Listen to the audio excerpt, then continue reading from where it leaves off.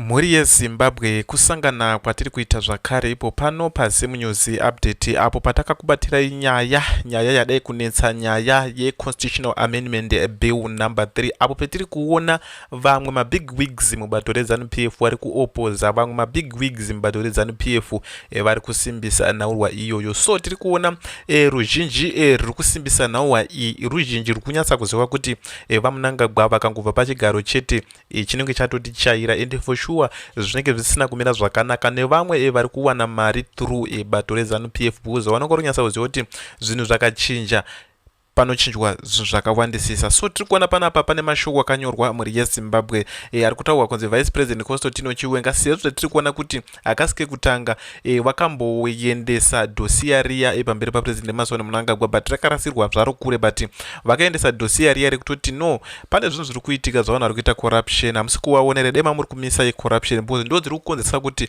vanhu vabva vanyanya kuwenga bato reZANU-PF although ranga ragara rakawengwa but zviri kubva zvakonzeresa kuti zvibva zvaita worse because vari kupa vacho sort of like etc vamwe vari nane zvavo havana basa nezvakawanda but wiki inochibva yari kutonga sort of like akutofinhura vanhu sort of like akada kuzonzi ita zvakadai so vanobva vaita zviri opposite zvezvezvo kuda kufinhura zvezvezvo vamwe vanongopawo zviri noma ana Scott ana kudata gwerei ana Chichi vanongoitawo ana Tungwara vanongoitawo zvinhu zviri noma zvisiri zvekufinhura vanhu mhuri yeZimbabwe. So tiri kuona panapa pakanyorwa kunzi Cyclone Chiwenga hits the nation.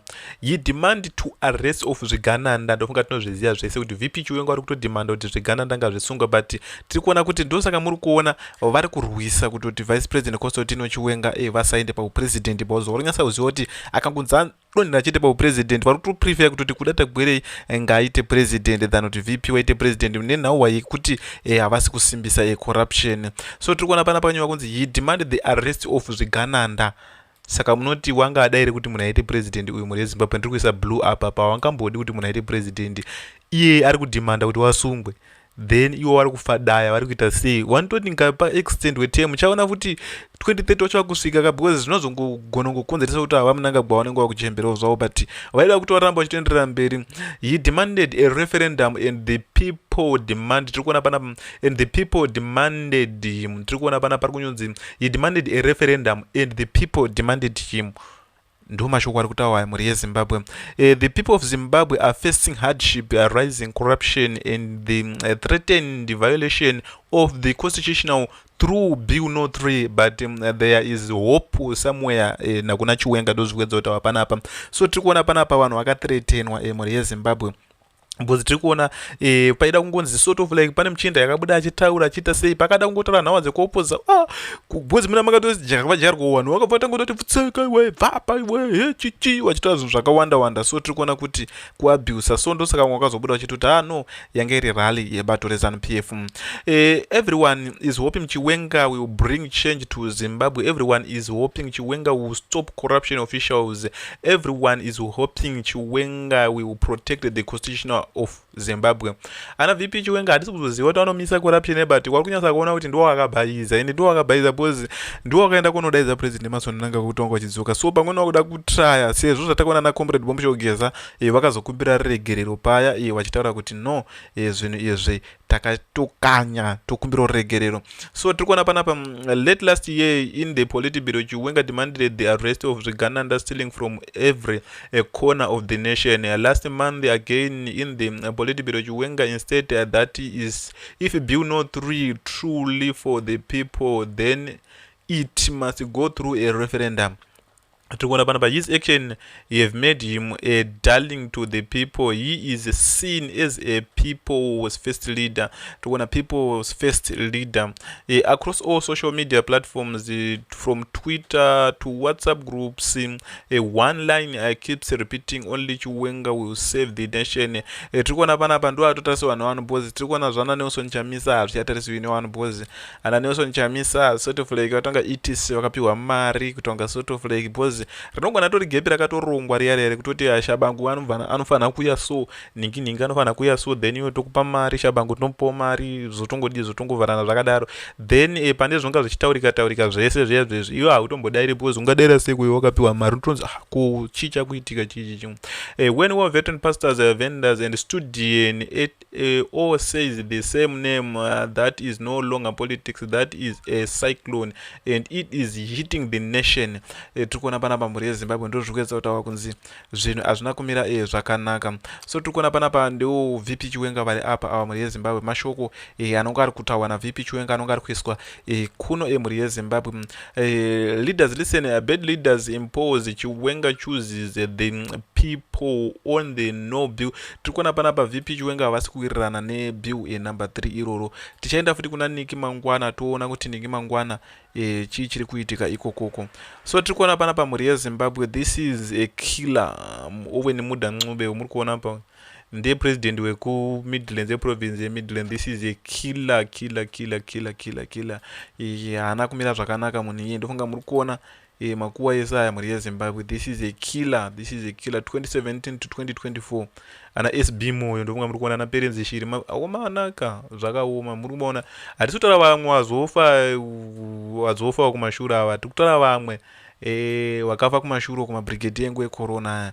Zvinhu zvasina kuombera zvakanaka. tiri kuona panapa ndiana itaidzamara ava wakakidnapwa nemunhu uyu. munhu haana kumira zvakanaka munhu ende munhu today a killer celebrates his birthday. Well families mom those he and ED assassinated as a primary death planner. His hands are stained with blood.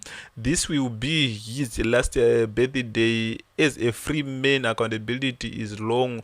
Munhu ikayo mhuri yeZimbabwe munhu anomira zvakanaka. Unorarama seiko wakauraya vanhu vakawanda kudaro so panenge pakaipa unongostori munhu unonga kutoita zvemadrugs zvezvezvo because panenge pakaipa mhuri yeZimbabwe. Handena Temba Muliswa taona kanyora achitaura nhauhwa yangu. So tikuona pana pakanyorwa kunzi I warned the generals on 13 March 2026 to avoid food at public events. By 15 March, General Chingono was dead at his farm. I believed this was an assassination orchestrated by ED. Take my warning seriously. ED action must be stopped immediately. Effect for the sake of the nation.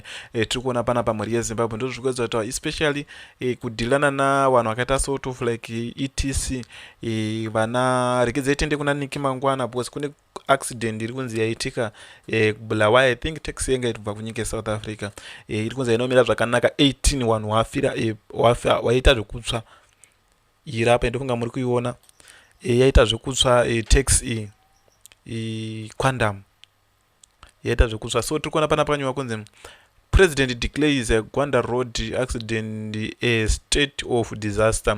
President Dr. Emmerson Mnangagwa has declared the fatal road accident along the Bulawayo Bridge Road a state of disaster. The declaration follows the tragic loss of at least 18 lives in a computer or minibus pakaipa mhuri yeZimbabwe. So asi yatsva yakaloka madhoka nichichaitika because kana chinhu chiri kutsvaka vanhu vanombodini wanotombobuda chichi. So tiri kuona kuri kunzi UK yati makangobvisa Mnangagwa chete tobva tabvisa masanction ese ari muno munyika yeZimbabwe. Ndozva zvitaura neUK. Official Twitter account Emmerson Mnangagwa president of Republic Zimbabwe. Tiri kuona panapa vari kusikana naNiki Mangwana ndo mamirira zvakaita. So tiri kuona panapa pari kunyorwa kunzi voters were moving to the Robert Mugabe. Ndi uyu ari kutaura uyu rekedze itinzwe kutoti zvakamira sei but zvona zvinomira zvakanaka. Ndi uyu ziyamba ari kuchinja will now be under the registrar general. Why the shift?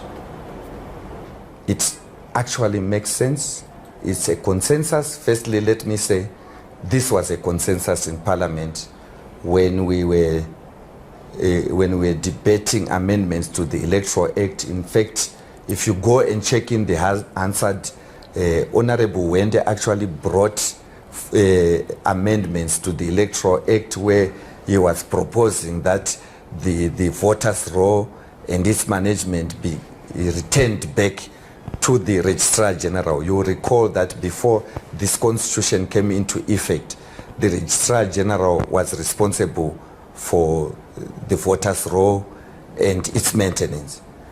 And back then, the reason why we could not do it is because the voters' rolls is mentioned in the constitution that the Zimbabwe Electoral Commission is the custodian of the voters' roll. It will maintain it. And then I indicated to Honorable Wende and members of parliament that if we are to do that, we then need to amend the constitution, because we cannot have an act of parliament that is not consistent with the provisions of the constitution. So that was the genesis of how we came about it. And I recall when we were debating, I said, but during COPAC, your party was very passionate about moving the voters' roll from the Registrar General. And they all in unison said, no, it was targeted at Vamdede. We just hated the man and we wanted to take it away from him, but it's not practical. Why do we want it there? The Registrar General is the custodian of all our vital registration information. When you are born, the Registrar General gives you a birth certificate. When you grow up and you want a national identity card, they will give you. If you decide to marry, they will give you a marriage certificate. If you feel you want to see what happens outside our borders, they will give you a passport. And when you die, they issue a death certificate. So they are with you from cradle to the grave. All your information, your addresses, so they are better placed. If you are now 18, they can simply write to you to say, we notice you are now 18, you qualify to vote. Is this your address? Or they can find ways.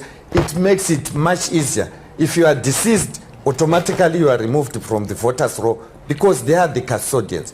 And also what is critical also to appreciate is we will not have two separate systems that do more or less the same. The system that the Registrar General has is actually a mirror of what ZEC had, save that ZEC didn't have the vital registration information for everyone. They only had information for those that were registered to vote. But once you are deceased, they needed the Registrar General to clean up their voters' roll. So we're doing it more or less working twice. When we can integrate into their system and they produce the voters' roll, which the electoral body can use.